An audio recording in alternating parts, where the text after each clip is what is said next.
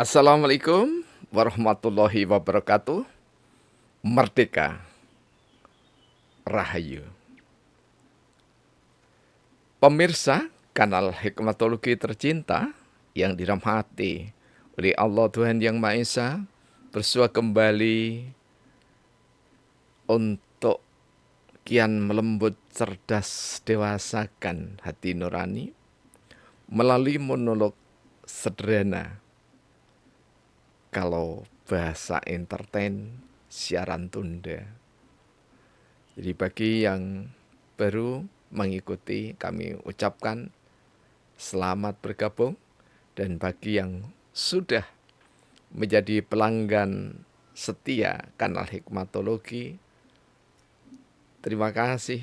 Semoga ikut serta menebarkan monolog sederhana yang berangkat dari data baik yang ada di dalam ragam kitab suci,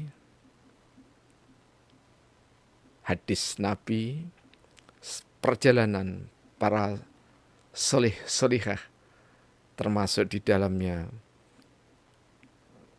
adalah mencandra peristiwa dan gejala yang ada di tengah masyarakat.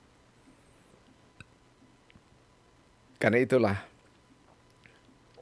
tidak ada yang pantas terucap pertama selain bersyukur atas rahmat hikmat Allah yang maha kuasa, karena dengan rahmat hikmatnya Hikmatologi ada. Tentu zikir dan doa dari semua pihak yang tulus hatinya, baik disengajakan ataupun tidak, termasuk alam semesta, turut memberikan warna. Tetapi tanggung jawab insya Allah ada di pundak kami. Karena itulah tegur sapa yang arif adalah niscaya. Kali ini kami mengangkat tema secara khusus limited edition atas 125 tahun Ursulin Koryeso Malang.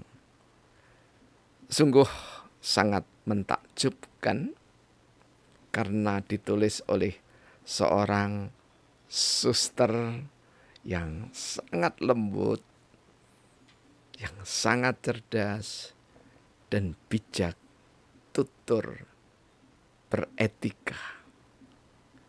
Siapakah? Tentu saja adalah saudara kami sekampung. Ya, kami sebut sekampung karena beliau bertugas di Koryeso Malang itu berada di lingkungan RW 2, Kelurahan Samaan, Kecamatan Klojen, Kota Malang tercinta. Ini adalah Suster Lucia Anggraini Osu. Dengan judul yang sangat menarik, yakni Cor Unum et Anima Una, bagian pertama, yakni periodisasi 1900 sampai dengan periodisasi 1949. Secara garis besar, kalau kita menilai dari periodisasi penulisan ini, adalah pernik-pernik sejarah perjuangan di bumi Nusantara sampai bernama Indonesia. Mengapa? Karena mudah-mudahan ini nanti ditulis pada bagian 2 1950 hingga yang dipilih oleh tim penulis atau oleh suster ya, bahwa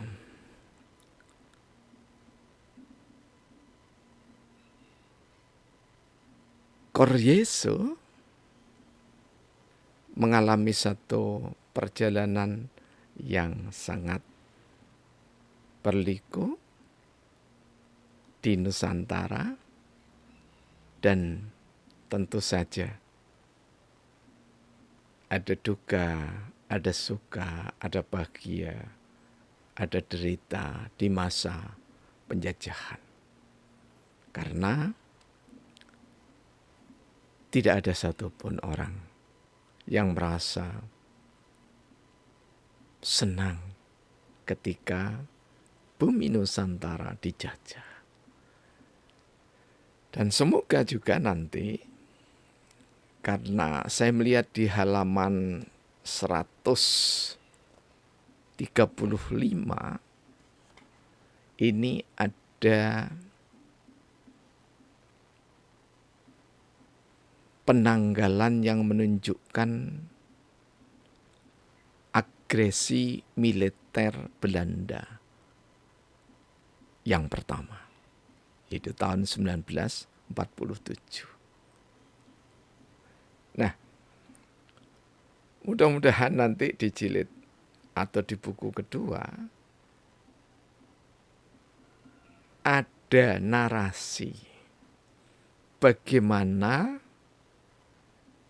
tokoh-tokoh perjuangan Nusantara, Indonesia, khususnya jika kami boleh usul di Kampung Celaket, kami bisa untuk membantu narasi dalam pengertian data dalam bentuk in-depth interview mendalam. Karena kami tidak saja mengenal, tapi juga kami dulu mencatat sejarah perjuangan dari beberapa tokoh yang ada di wilayah Celaket, wilayah Koryeso. Ada Mbah Saleh Sutrisno. Beliau berbadan tambun dengan kumis yang seperti sakera. Sakti, betapa tidak sakti karena diseret dengan kendaraan jeep militer Belanda dari rumahnya di daerah kami sini sampai di lapangan Rampal, dan di sana dihajar babak belur sampai dengan nyaris meninggal. Di saat nyaris meninggal itulah ibunya datang dan berdoa. Akhirnya Mbah Saleh sampai ketemu kami. Ada juga dengan beliau Mbah Muhammad Hamim di Gang 1B, RT 9. Kemudian ada Mbah Suraji di RT 10. Ada berapa orang itu? 3 orang ya. Kemudian ada siapa lagi? Ada Mbah Atmoswito. Ada Mbah Dulatip. Ada Mbah Saiful Suhada. Ada Mbah Solikin Irawan. Paling tidak kami sebut 7 ya. Untuk mengatakan bahwa di Celaket ini banyak pejuang-pejuang 45. Dan Koryeso dibakar itu oleh tidak saja trip tentara pelajar Indonesia ya, tidak saja trip, tetapi yang membakar itu adalah para pejuang. Supaya tidak dimanfaatkan oleh Nika dan sekutunya untuk membangun kekuatan. Jadi ada kalanya merusak itu adalah keniscayaan. Namun perlu diingat, merusak ketika dalam kondisi peperangan. Tetapi untuk demonstrasi saat ini ya sangat disayangkan. Nah, kembali kepada buku Suster Lucia Anggraini. Ya. Kami sangat appreciate, sangat menghargai walaupun kami umat Islam. Mengapa? Karena jejak-jejak sejarah yang ditorehkan di dalam Cor Onum et Anima Una ini, harapan kami pemerintah Kota Malang, Jawa Timur, bahkan Perpustakaan Indonesia ataupun Kementerian Kebudayaan menyebarluaskan buku-buku sejarah semacam ini supaya anak-anak muda itu gemar akan sejarah dan sampaikanlah sejarah itu dengan kajian-kajian yang menarik, kekinian. Ngopi bareng di lapangan Koryeso sesekali. Ngopi bareng di Frateran sebelah Koryeso. Masuk RW 3 itu ya. Ngopi bareng di Celaket 21. Ngopi bareng di Ororodowo dan seterusnya. Dan bisa juga ngopi bareng. Sekedar kita disuguhi camilan anak-anak muda itu. Yang mengingatkan makanan-makanan ketika era perjuangan dengan ketela pohon yang direbus, pisang yang direbus dan seterusnya. Sembari anak-anak diminta untuk mengapresiasi tulisan dalam bentuk resume dan bisa dijadikan tugas baik untuk mahasiswa maupun siswa. Dan jangan ditentukan resumnya. Biarkan saja apalagi anak-anak kita yang masih SD. Boleh jadi dia tertarik pada gedung. Boleh jadi tertarik pada penulisnya. Sehingga wawancara dan seterusnya. Buku ini adalah buku yang sempurna. Kami selalu mengatakan setiap karya adalah istimewa. Karena apa? Dalam waktu yang bersamaan, kami yang penulis ini juga tidak menulis seperti yang ditulis oleh saudara kami, Suster Lucia Anggraini. Ini istimewa. Dan kami berharap, terutama keluarga besar dari Biara Ursulin dan lembaga-lembaga pendidikan yang ada di dalamnya, jika perlu sekali lagi, ya, minta semua keluarga besar Koryeso, baik yang Katolik, Nasrani, Kristen, ya, Protestan, dan Islam.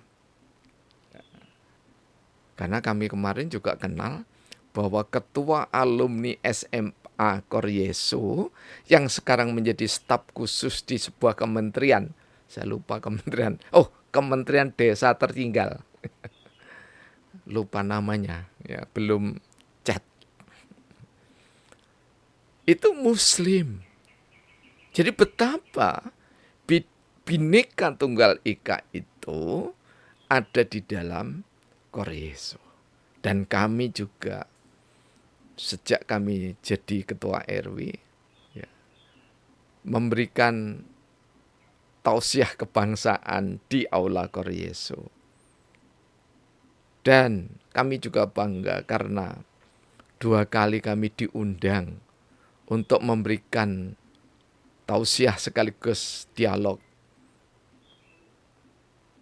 pada saat Ramadan 2 tahun yang lalu. Jadi 2 tahun berturut-turut. Ya. Sungguh luar biasa. Dan lagi-lagi tulisan Cor Onom et Anima Una yang sudah dirintis oleh Suster Lucia ini, semoga berlanjut. Nanti ada tulisan-tulisan sampai era Gen Z dan Gen Z. Mengapa? Supaya hadirnya buku itu tidak sekedar memenuhi rak-rak seperti yang ada di belakang kami ini, tetapi hadir hidup. Karena itu kemarin kami sebelum menerima hadiah buku ini, kami juga menyerahkan karya kami, buku Hikmatologi Kehidupan, Syair Berpikir dengan Hati, Sabdana, The Power of Penggalih, jilid ke-19. Tebalnya 519 halaman, diberikan prolog dan epilog oleh Kaprodi, Pasca Sarjana Universitas Negeri Malang, maksud kami Kaprodi Bahasa Indonesia, yakni Gus Dr. Didin Widiartono, Sarjana Sosial, Sarjana Pendidikan, Magister Pendidikan. Dan juga diberikan salah satunya komentar cerdas, narasi bijak, lembut dari kiai kami tercinta, senior kami di SMA Islam Malang, yakni adalah beliau Kiai Haji Dr. Nur Salam. Kami memenuhi panggilan tradisi sunnah Rasulullah Muhammad SAW. Berbagilah hadiah, maka akan menguatkan rasa bersaudara. Semoga kami kemarin yang sempat diberikan pencerahan oleh Romo Budiono, oleh Romo, ya, panjenenganipun budayawan Dwi, kemudian dihantarkan oleh moderator yang sangat cerdas, namanya lupa, dari Surabaya. Yang jelas, dalam 2 pekan ini kami merasa mendapat kehormatan karena mendengarkan orang-orang yang terhormat, orang-orang yang bermartabat, saudara yang terhormat, saudara yang bermartabat, yang memiliki pengalaman yang berlimpah, sehingga kami turut bahagia. Selamat Suster Lucia Anggreni Osu dan tim yang membidani lahirnya buku ini, dan secara khusus congratulations propitiate Ndirek Mangayu Bagio atas 125 tahun Biarawati Ursulin Koryeso Malang. Mudah-mudahan kita dalam keteguhan iman untuk menghamba kepada Tuhan yang Maha Esa. Terima kasih. Semoga Tuhan memberkahi. Rahayu. Assalamualaikum warahmatullahi wabarakatuh. Merdeka.